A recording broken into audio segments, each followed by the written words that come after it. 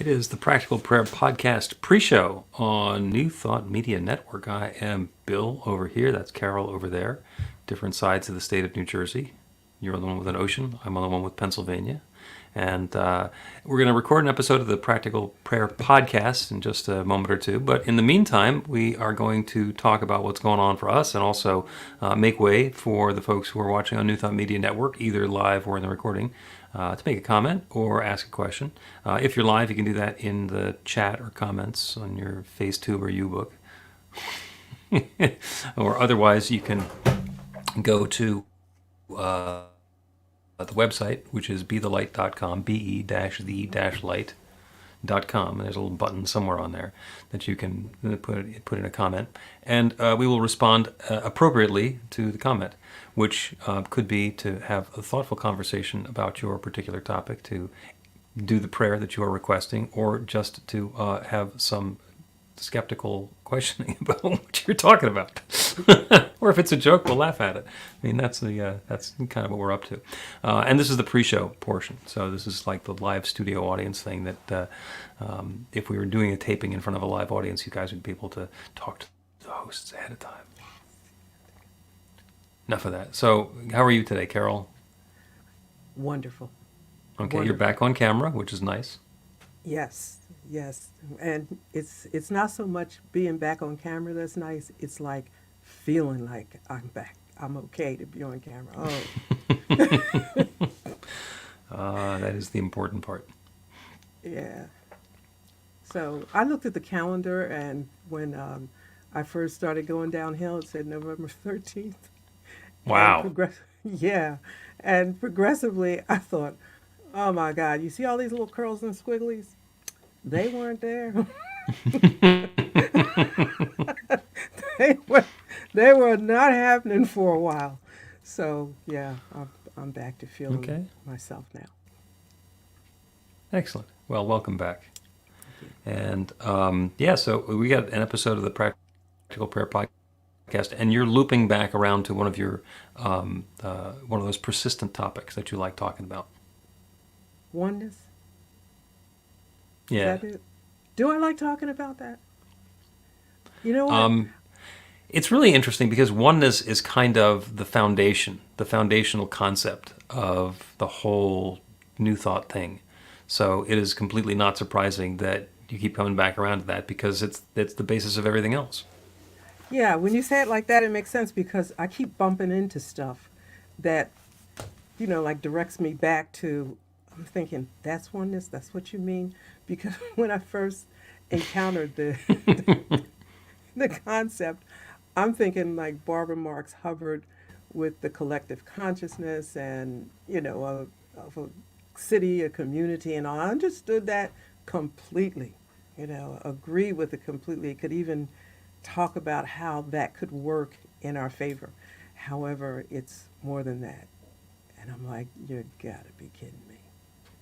And then so, yeah, I keep bumping into it.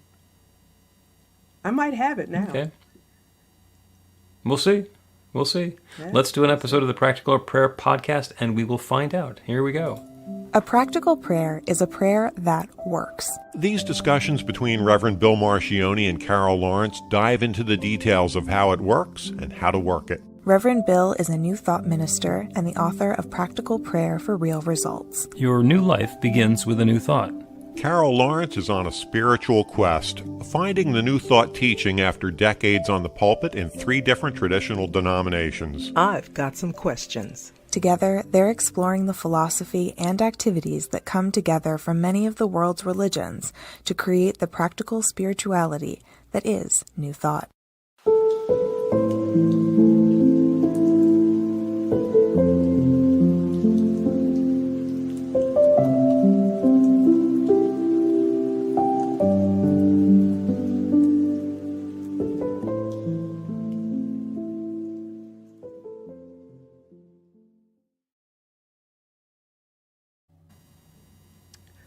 Welcome to the Practical Prayer Podcast. I'm Carol, here with Reverend Dr. Bill Marchiony. And Looking forward to a favorite conversation today. When you said that, that we've talked about it before. I'm thinking now, when exactly did we talk about this? But there's so many aspects of it, Yeah. so many facets. And I was tempted to leaf back through the Dead Sea Scrolls of listings of the episodes that we've done, because this is number 132, so there are a fair number of them. And there is a mention of oneness in there at least once as a topic, and it's foundational. And I hope I'm not giving anything away, because we begin every practical prayer recognizing that there is one power and presence, one love, one source. And the second step of the prayer is to recognize that because there's only that one, we're part of it. So oneness is kind of important. And when I say kind of, I mean that's pretty much the ball game. There's some important nuance beyond that, but that's the idea here. There's not duality or trinity or a pantheon of gods or the rest of that. There's just the one. So, back to your question. Well, I get it. Okay, I get it when it comes to God and spirit. I get that. The step 1 and 2, no problem when it comes to God. And since I have no problem when it comes to God, and I keep, I listen to the prayers that you've prayed over time and the ones in the book and all that, and I say, okay, this is great. But what stumped me a little bit was the oneness of you and I. Now, that's cool too. I can get that until it gets to where somebody is misbehaving, what I would call misbehaving. Yep. And you know what I'm saying? You know where I'm going with this, right? And I thought, oh, now wait a minute.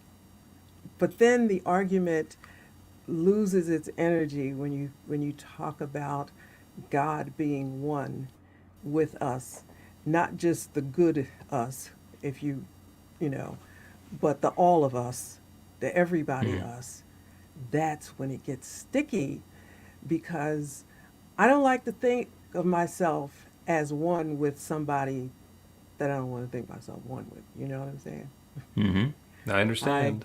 Yeah, and I could probably, at the risk, I don't want to risk anybody misunderstanding what I mean by that, but I'm going to take a shot that, our audience is intelligent enough to know that I'm talking about like crazies. I don't want to be considered one with people that are doing things that I consider crazy and negative. Yeah. But then when you look at oneness of spirit and expressing through the vessel, whatever kind of vessel it happens to be, yeah, like to me, that's like maturity in spirit, When you're understanding it, you got to be like a grown up. Yeah. Does that make Well, sense? there's one way of looking at it is like the people who we have a disagreement with, and it's a modest little disagreement. You say, oh well, it's just somebody with a different perspective, and then we get into politics, and especially recently, politics have become so divisive.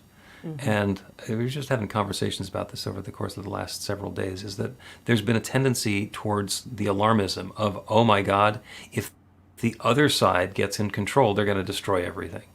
And both sides are saying that, and we're just ratcheting up the otherness and the separation that there is going on there. So let's not talk about that. Let's talk about school shooters, because almost everybody agrees that school shootings are bad. Right? There's not anybody who's going to come down on the side of the shooters, and still we've got those things that are going on. And if there's only one, then the school shooter is part of that one as well, even though it has nothing to do with me. And there are people who are carrying out terrorist attacks, and other people who are carrying out terrorist counterattacks and invasions and defending themselves. And there's all sorts of conflict that's going on, and otherness. And it is so easy to identify my group, my party, my colleagues, my tribe, and then the people who are not part of it, and then having a fight and an otherness. And there's just a huge amount of that going on now, which I get it, I understand. And that's not to say, oh, well, we have to be happy with it. I got to be okay with that. Genocide, sure, bring it on. That's actually caused a little bit of trouble. Even just the idea that somebody might say that. They're throwing out university presidents for even considering the possibility that balancing free speech with saying something that's horrible is somehow even a question. But it's bringing up the otherness. How dare you say that? Okay. Well, if it's true, it doesn't matter whether I say it. And if it's not true, it doesn't matter whether I say it. Yeah.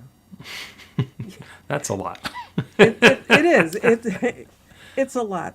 So let's we don't have to wind back to politics because it could be just anything that you Right. don't like. And I brought up politics first so we could just dispose of it.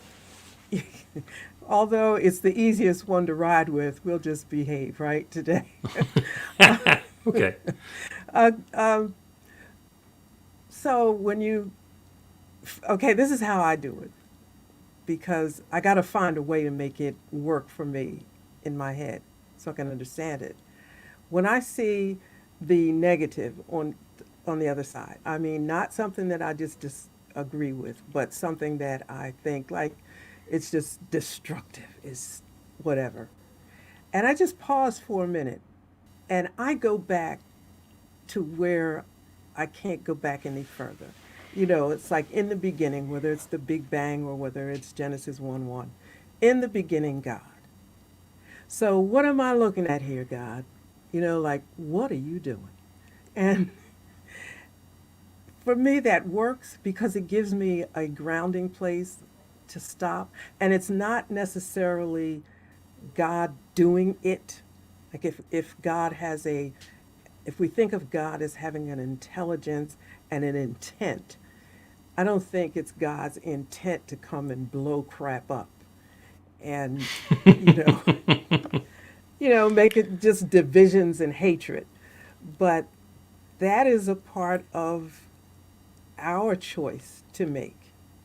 And I think, and please correct me, I know you will if I'm not right, but we have free will and it's almost like God goes with it, right? So if you want to be stupid, then that's the expression right then. You know, God is Right. expressing. We are free we have free access to our stupidity. Yes, and God's not going to stop you, although we would like to think that God does and will. And so I'll stand Okay. there. Well, there you go. Let's blame the big guy, because then we don't have to take Yeah. responsibility for how crappy the situation has become. Exactly. And Right. I think that's high level conversation. That's high level thinking because God is good. So therefore I can just say, okay, look, God, you're going to have to fix all this. But And maybe God will fix it by changing the outside circumstance, or you'll see it in a different way. We don't Yeah. really want to acknowledge that maybe I'm going to see this differently. Exactly. But, I'm thinking about really like really negative. And the person, the perpetrator has to see it in a different way. Maybe. For things, I'm gonna wind back to a key phrase that you used a little earlier. okay. Which was blowing things up. And I know exactly what you meant. And do you know who invented dynamite? Alfred Nobel. Same Nobel. What is he currently known for? Peace. Yeah, the Nobel Peace Prize. And Yeah. that was because he made dynamite, and it's a remarkably valuable tool. I mean, the number when you're driving down the interstate and you see the rocks on this side and the rocks on the next side, what took out the rocks was dynamite and then shovels or earth moving equipment. So it's really valuable as a tool.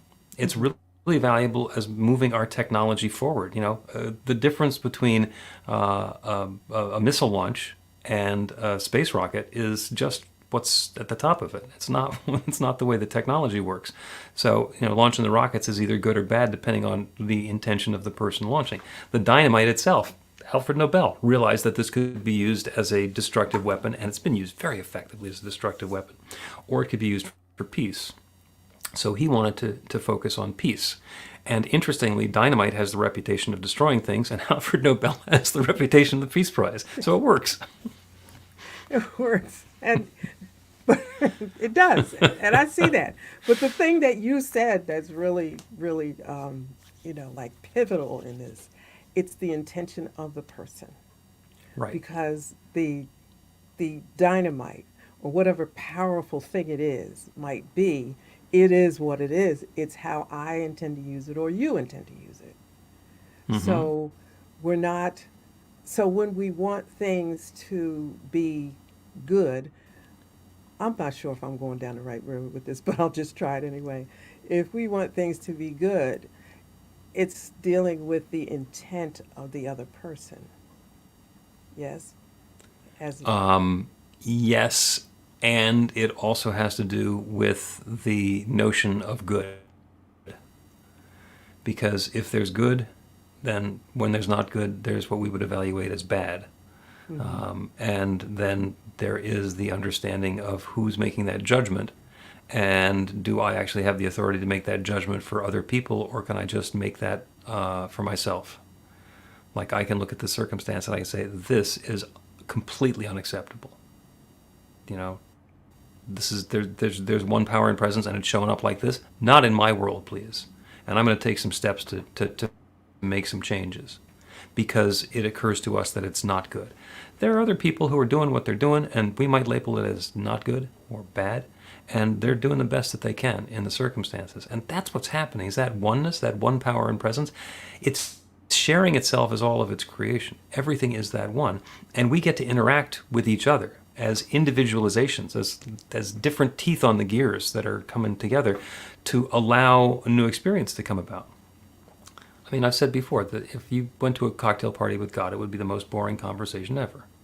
Have you heard the one about yes? Have you ever? Yes. Do you wonder about no? We're here to have those experiences of surprise and delight and understanding and growth and learning. Yeah, I get that. Like, in theory, it makes sense. I was watching a show the other day, and it was some terrorist activity, and it's not political or anything. It was just a show, and clearly, they were setting off these bombs and what have you to make a point. And I'm thinking oneness. I'm looking at the show instead of. I got this whole, all of Bill Marchiony's teachings are coming through and on this show, right? And the guy was going to blow things up, and a lot of people would be hurt, and so we would all agree that that's a terrible thing.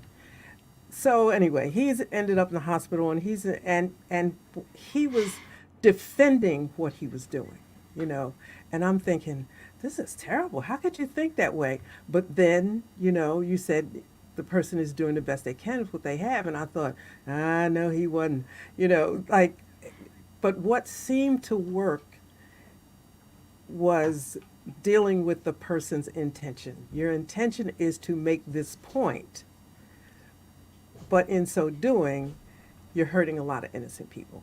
Is that what Right. you want? Is that your intention?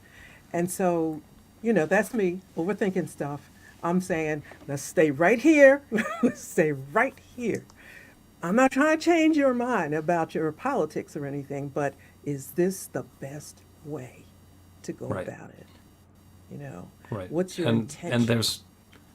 there are people who get to the end of their rope because they've been trying to make a point, and the people who they're trying to make a point with just won't listen, so they go to extreme measures. And I am not going to condone any of that. I just kind of have an understanding of what it is that's going on. Let's take a break and then continue this discussion about oneness and that which does not seem like it. Learn to put practical prayer to work in your life. The steps are simple to learn and let you begin to get real results to create the life of your dreams immediately. Reverend Bill Marchiony's widely acclaimed book, Practical Prayer for Real Results, gives you a clear summary of the New Thought principles behind practical prayer and the series of easy-to-understand steps found in the most effective prayers from religions and spiritual practices all over the world and throughout history. Practical prayer is not a replacement for your religion or practice. It's a technique to make the work you do in consciousness even more effective. The book includes 40 prayers on various topics that you can adapt as needed and use as your own. Practical Prayer for Real Results is available in paperback, Kindle, and audiobook on Amazon or at b-the-light.com. That's b-the-light.com. Welcome back to the Practical Prayer Podcast. I'm Carol here with Reverend Dr. Bill Marchiony. Listen, during the break, just as we were going, Yeah. I came up with a thought. So I want you to Okay. take this and So since I am fully aware that God moves in me, through me, as me, right? It says God is expressing through my particular personality, gifts, and all that business.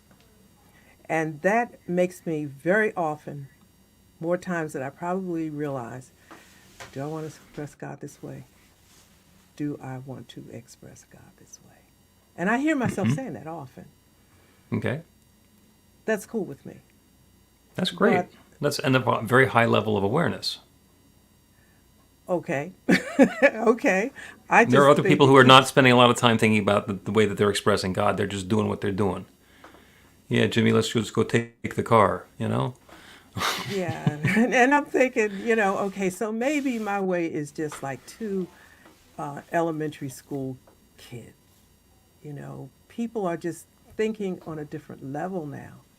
And it's not how I'm expressing God, it's how I'm expressing myself, what I want, which brings in the ego thing. You see what I mean? It just gets it's a lot in there. Oh, it all So gets lo- tangled up. And Yeah. and you came out a little bit judgmental about kindergartners just a minute ago, acting like a little kid, like you're being so simplistic. And the fact of the matter is, if we all had the consciousness that we had when we were going into kindergarten before we started getting really domesticated, and the world telling us how things really work and what we have to believe and what we can't do and what we always need to do and all the rest of that stuff, we'd be much better off. The rules to live by are really simple. Like if you live by the golden rule and you're actually honest about it, and you want other people to have the good that you want, that's kind of utopian. Yeah. Yeah. And everybody knows the golden rule. It's in every religion. And by the time we're sophisticated and grown up, we have competitive differentiation amongst our product lines. That means mine's better, yours is worse, and I'm going to tell people that yours is worse so that I can get them to buy mine, and I can get the car in the expense account, and you can't, and we get into this whole competitive thing, and it's game on. And do you ever stop to think, like, what happened? Like, what happened? Because it feels like things are just getting worse. Now, they are, I remember, back in now, when y'all already know I'm 70, so there's no need in me talking about dates. But back in the day, they'd say, do unto others, and the world is coming to an end, and blah, blah, blah. And it's been coming to an end for 1,000 years. It hasn't yet.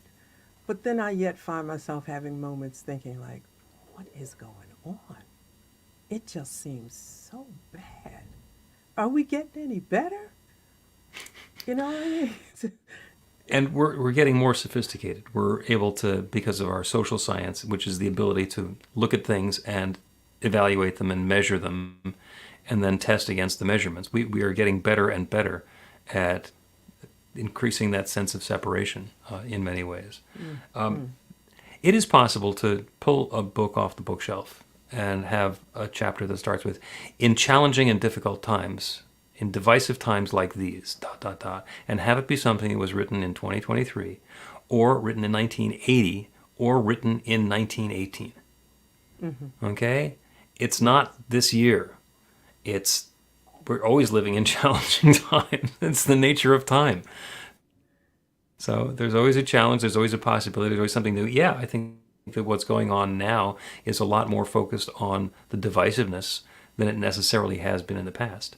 And maybe it's just that it's more obvious. I think so. Yeah, because there's always been different parties, political parties around the world, always been different, I want it my way kind of thing. And it's not so much I want it my way because I don't like you. It's just that I think my way is better. Yeah. And, Yeah. so where do we come to some compromise? And that's just out. Yeah, That's compromise is out of fashion. It's much more important to bash the other side than it is to find a way forward. I completely agree. A quick side note: if you say Nazis and fascism, good or bad, generally there was bad, okay, and then you say Henry Ford, good or bad. You say, well, Henry Ford, father of the automobile industry, and he invented the assembly line and all that. But then again, he was very full-throated in supporting the Nazis and fascism. Oops. Okay, well now we've got a little conflict, and that's just in that's two sentences, yeah. But and there's a what? conflict that's going on there. There's a lot of that. There's a Yeah. lot of that kind of thing. And when we don't take time to research or know who it is we're actually talking to and what they really believed, you know, I read some of, well, it's all old stuff, the old stuff. And sometimes I run into statements that are made that would be terribly politically incorrect now. And I'll have to stop and say, now, does this reflect their mindset, or this is just the time? It doesn't reflect any hatred on their part necessarily. That's just the language that was used at the time, the idea that was of that day. But sometimes I have to stop and think. And if you don't do that, there's an anger that can come up, and then "Well, I don't want to read this anymore." But then you're throwing the baby out with the bathwater, and it's not about that. It's so then that comes back to this oneness. We're all one, and we're just trying to do the best we can. You know. Yeah, and on the one end of the spectrum is like it's all divisive. It's us against them, and it's the Democrats, or it's the Republicans, or it's the fascists, or it's the Black Lives Matter, or it's the the Klan, or whoever's taking over for. You can find there's something on either side, and that's all completely true. And I think there's a possibility. And by the way, on other end of the spectrum is the idea that the Centers for Spiritual Living has, which is a world that works for everyone. And I say, yeah, I can agree to that. But that's so fluffy that I don't know how to get there. I know what that means. I know that I want to do that. So what I'm moving towards is a pivot in consciousness, sort of a collective global pivot in consciousness. Because we're really good, like you say, at pointing out the things that we don't like, and who's wrong, and what's unacceptable, and what's the matter with it, etc. Well, what's the world that I do want? What does the world that I want look like? If I turn away from that and I open myself up to this, what is it that I want? And presumably it'll be somewhere along the road to a world that works for everyone. What's the world that I want? What am I inviting, and what am I investing myself in? And I'm moving into that because that's been coming up a lot lately. So that's actually going to be the topic on Christmas Eve for my Sunday morning talk. And I'm in that exciting pocket right now because it's going to happen after the podcast airs. I'm glad you brought up the thing of the world that works for everybody, and then where you're going with it. And I'm sitting here thinking, yeah, please, just like if we could just grind it down even more, because it took me to a time when I first started pastoring, and you have all these philosophies that you carry into the experience, and I like to find compromise, that common ground, because I know everybody wants their own way, or let's just say we have two sides, and so I'm the one who says, okay, let's look at both sides and see if we can take the best of both worlds and see what we can come up with. Well, I flunked on that in the first church.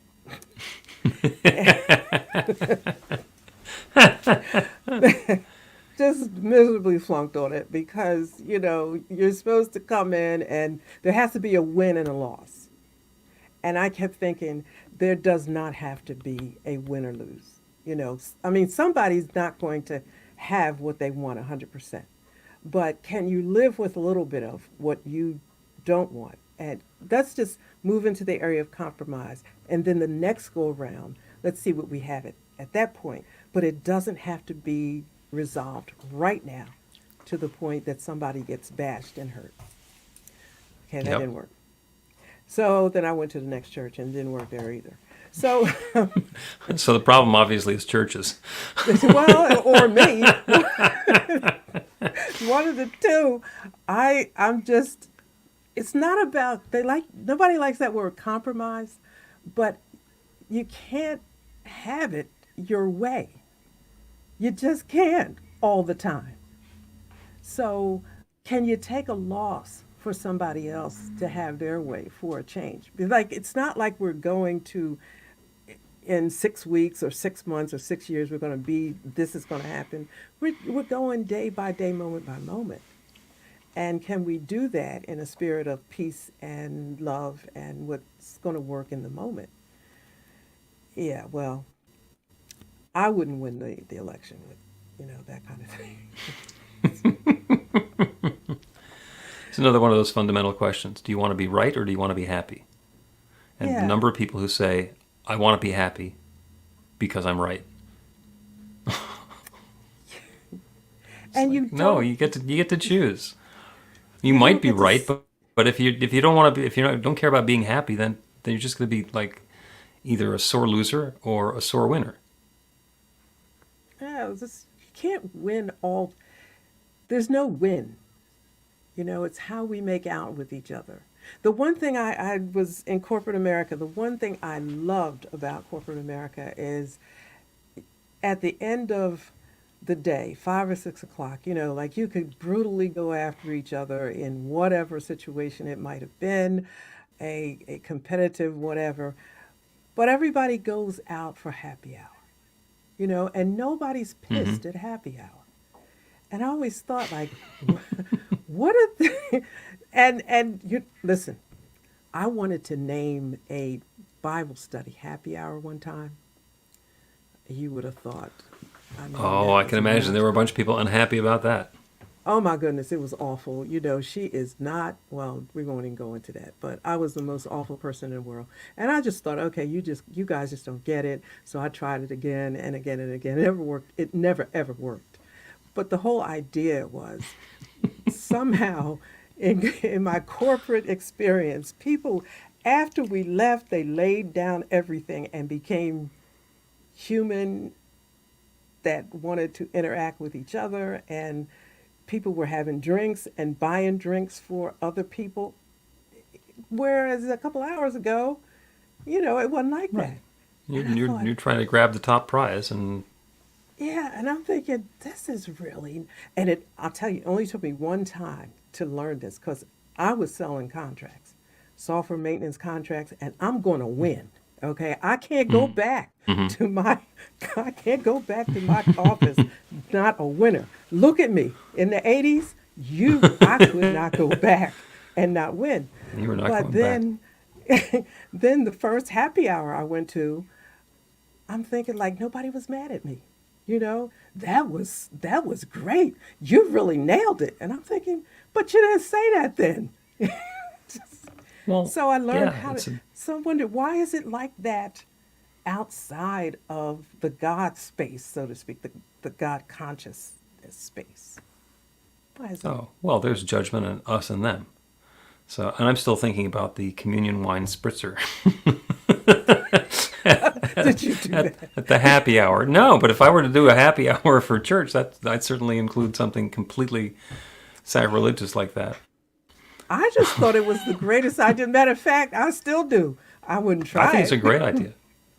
Yeah. We'll 'cause, try. I We'll mean, try it sometime. New Thought has a lot of room for that sort of thing. Really? Oh yeah, oh yeah. You can find an intersection of lots of stuff in New Thought because we don't have a whole lot of rules. We got one rule. There is oneness. That's where we started this whole thing. So let's take another break and then do a prayer on realizing the oneness and letting go of all the rest of this nonsense.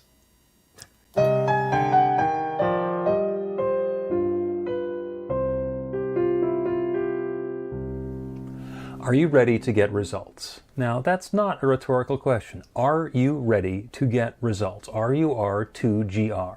That's actually the abbreviation for the steps in a practical prayer. Recognition, unification, realization, gratitude, and release, with a couple of extra steps in there in case some doubt creeps in along the way. RUR2GR. This class is about the prayer technique that's common to all of the spiritual practices and religions in the most effective prayers that they have. And by effective, I mean that the prayer works. It actually creates a change in the experience of the person doing the prayer. It gets a result. We're going to begin with theory, and then we're going to take it into practice. By the end of the class, you will have your very own practical prayer that will help create transformation in your life.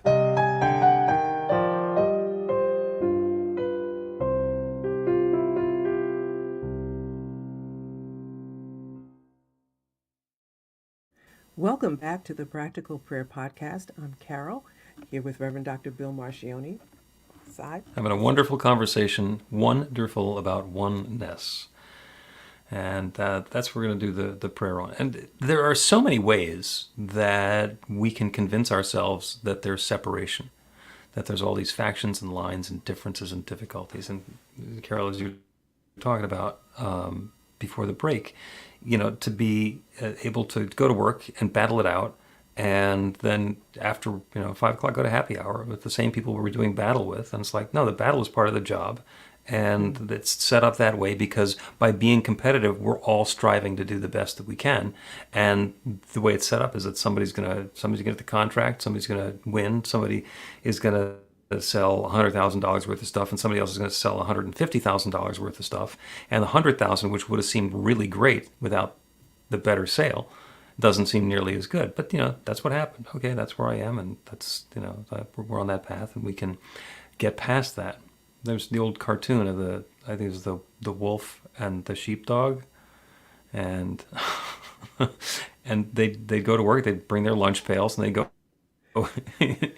inside the field, and they'd battle it out, tear each other to pieces, and all sorts of horrible, vicious stuff, and then the whistle would blow, and they'd sit down and have lunch together.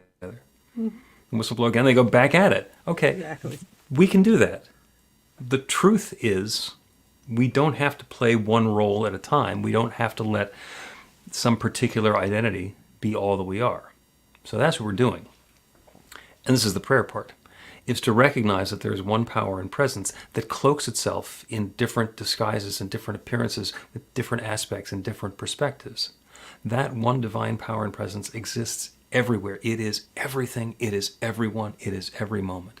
And when it is unfolding in a way that seems uplifting and harmonious and positive and life-affirming and good, we label it as that, and everything is fine. And when it shows up looking like something which we do not have anything in common with, which we disagree with, which we do not want to have be part of our world, we can label it as bad. And it's still there. Our opportunity is to understand what it is, perhaps what brought it into being, and what we can have instead. The internal process for us is to identify what is the world that I want? What is that next new experience that I choose to have? And then get past the ideas of separation and open to the oneness. So as we turn our attention to that one creative power, that one divine presence, we understand that that one must be everything. It must be everyone. It must be everywhere. It is not possible that God is over there and not over here.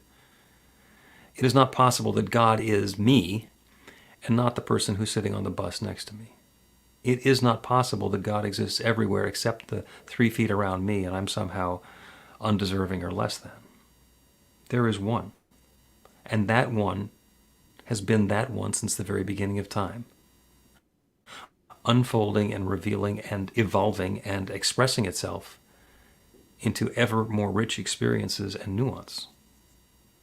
And is now present as 8 billion humans on planet Earth and all of the rich diversity that exists on this wonderful planet and all the planets in the solar system around us and the sun and all the stars in the sky.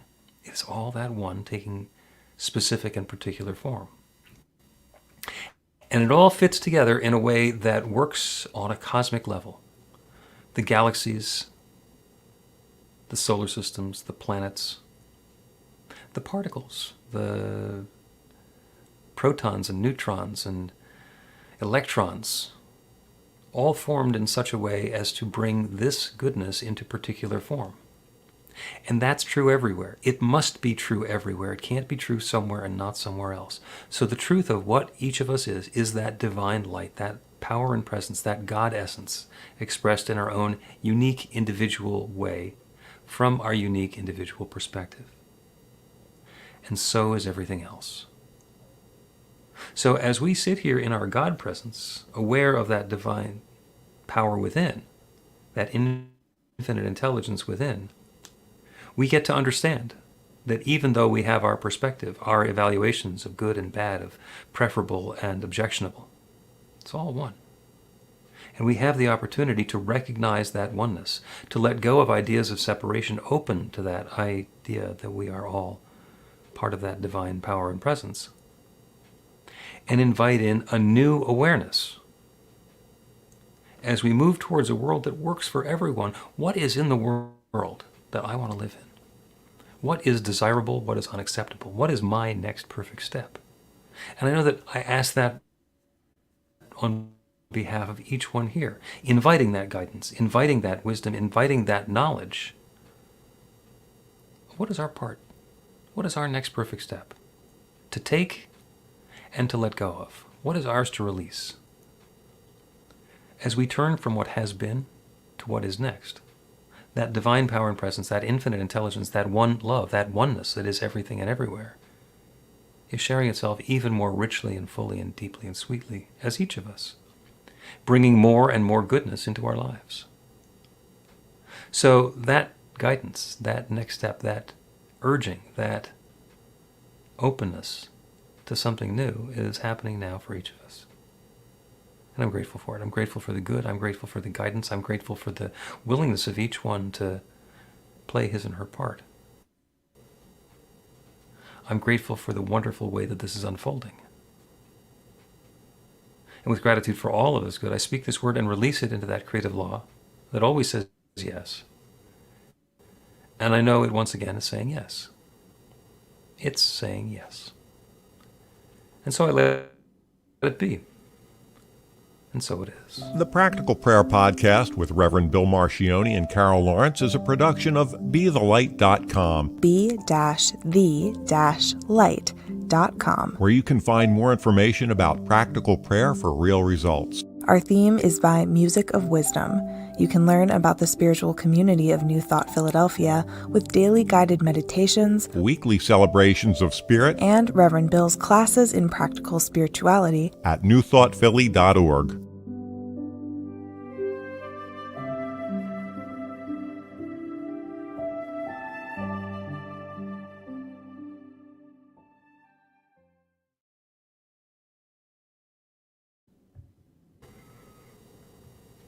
That was good. My golly, that got big. I like that. Yeah. It got big. And it was big. Then again, if the episode's about oneness, the prayer's going to be pretty big. Yeah. Yeah, yeah. 8 billion humans and, universe of galaxies. Well, that's you. Like you express big. I'm just trying to figure it all out. Yeah. Well, let me know how that goes for you. And the idea is that when we get into the essence of what we are, since there's one power and presence, there's no difference between big and between us and infinite. I mean, we're part of the infinite, so it's just a different perspective. So it's a real direct connection. It's a lot to absorb. It really is. I think when you you read it theoretically, it may make sense, but then when it comes to, okay, I got it today, but a different situation presents itself tomorrow, does this still work? Yeah, it does. And it's tough. Yep. All right. Well, that is a wrap. Again, if anybody has comments, New Thought Media Network, you can put them into the comments on your social media, or go to the website at bethelight.com, be-the-light.com. And if you go over there, then you will be able to, there's a button where you can communicate with us and put in the same sort of questions, comments, or suggestions, prayer requests, and so forth, and we'll respond to it from there. And thank you again. Wonderful topic, wonderful conversation, Carol. Thank you. Thank you. Yeah. And thank you to New Thought Media Network for allowing us some time on their channels.